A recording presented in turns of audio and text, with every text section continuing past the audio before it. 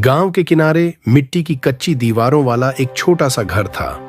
वहीं रहता था आर्यन, 15 साल का, दुबला पतला मगर आंखों में बड़े सपनों की चमक लिए। उसके पिता रामनाथ गांव के एकमात्र दर्जी थे और मां घर में सिलाई बुनाई करके थोड़ी बहुत मदद कर देती थी। आर्यन का बचपन गरीबी के बीच बीता मगर उसने कभी शिकायत नहीं की। उसका सबसे बड़ा सपना था डॉक्टर बनना। वो सपना भी ऐसे नहीं आया था। उसकी जड़ें बचपन की एक घटना में थीं। 4 साल पहले उसकी छोटी बहन सिया को तेज बुखार हो गया था। गांव में कोई डॉक्टर नहीं था। पास के कस्बे तक जाने में 3 घंटे लगते थे और समय पर इलाज न मिलने से सिया की हालत बिगड़ गई। उस दिन आर्यन ने अपनी बहन को गोद में लेकर अस्पताल तक दौड़ लगाई थी। वह बच तो गई, लेकिन उस दिन उसने मन ही मन ठान लिया था, एक दिन मैं डॉक्टर बनकर रहूंगा ताकि किसी को भी मेरी बहन जैसा कष्ट न सहना पड़े।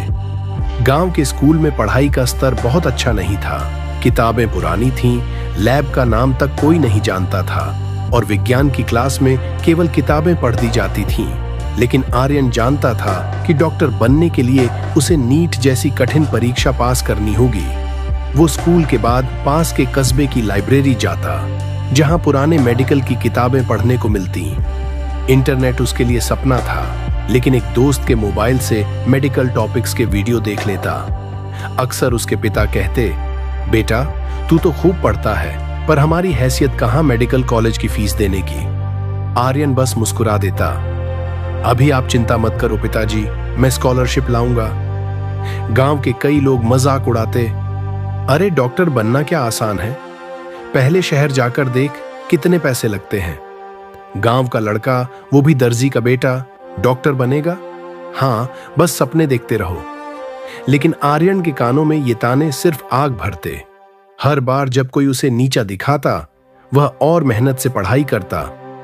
गर्मियों में जब बाकी बच्चे खेलते या सोते, आर्यन टॉर्च की रोशनी में पढ़ाई करता। कभी कभी उसके घर में बिजली नहीं होती तो वो लालटेन जलाकर नोट्स बनाता। किताबों के पन्नों पर उसकी मेहनत के दाग, पसीने की बूंदें और सपनों की खुशबू बसती थी। वो रोज खुद से कहता, आर्यन अगर तू हार मान गया तो तेरी बहन, तेरे माँ पिता और तेरे गांव के बच्चों का क्या? तू ही तो उनकी उम्मीद है। 10वीं की परीक्षा में आर्यन को विज्ञान में अच्छे अंक मिले, लेकिन अंग्रेजी में थोड़े कम। कस्बे के इंटर कॉलेज में दाखिला लेने के लिए अंग्रेजी के अच्छे अंक जरूरी थे। उसने प्रधानाचार्य से कहा, सर मुझे एक मौका दीजिए, मैं अगले साल आपकी उम्मीद से भी ज्यादा अच्छे अंक लाऊंगा।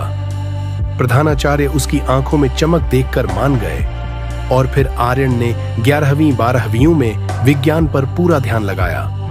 12वीं के बाद वो नीट की तैयारी के लिए शहर गया। किराए का एक छोटा सा कमरा लिया, जहां एक चारपाई, एक टेबल और एक पंखा था। दिन में 12 से 14 घंटे पढ़ाई उसकी आदत बन गई। कई बार खाने के पैसे नहीं होते तो वह बस पानी पीकर सो जाता। लेकिन वो जानता था कि भूख असली दुश्मन नहीं है, हार मान लेना असली दुश्मन है। नीट की परीक्षा से ठीक 1 महीने पहले उसके पिता को गंभीर बुखार हो गया। अस्पताल में इलाज के लिए पैसे नहीं थे। आर्यन ने अपना पढ़ाई का समय काटकर पार्ट टाइम ट्यूशन देना शुरू किया ताकि इलाज का खर्च निकल सके। उसके दोस्त ने कहा, यार ऐसे में तू तैयारी कैसे करेगा? आर्यन बस बोला, पढ़ाई भी करूंगा और पिताजी का इलाज भी। डॉक्टर बनने का सपना सिर्फ मेरा नहीं है, ये मेरे पूरे परिवार का सपना है। नीट का दिन आया। परीक्षा केंद्र तक जाने के लिए उसने बस में सफर किया। हाथ में एडमिट कार्ड था और दिमाग में बस एक ही आवाज, तू कर सकता है आर्यन। परीक्षा कठिन थी, लेकिन उसकी मेहनत ने उसे हर सवाल के सामने आत्मविश्वास दिया। 1 महीने बाद रिजल्ट आया। गांव में इंटरनेट न होने की वजह से वो साइबर कैफे गया। रोल नंबर डालते ही स्क्रीन पर चमक उठा। आर्यन ने ऑल इंडिया में टॉप 500 में जगह बनाई थी। उसकी आंखों में आंसू आ गए। उसने फोन पर पिताजी को बताया, पिताजी आपका बेटा डॉक्टर बनने जा रहा है। दूसरी तरफ से सिर्फ सिसकियों की आवाज आई, खुशी के आंसू की। स्कॉलरशिप के सहारे आर्यन ने मेडिकल कॉलेज में दाखिला लिया।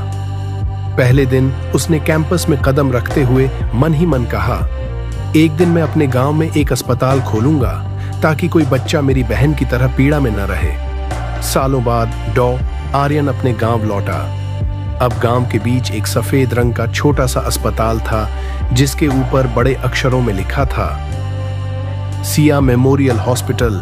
वो मुस्कुराकर बोला, मैं डॉक्टर बन के रहूंगा। ये वादा मैंने खुद से किया था और आज मैंने पूरा कर दिया।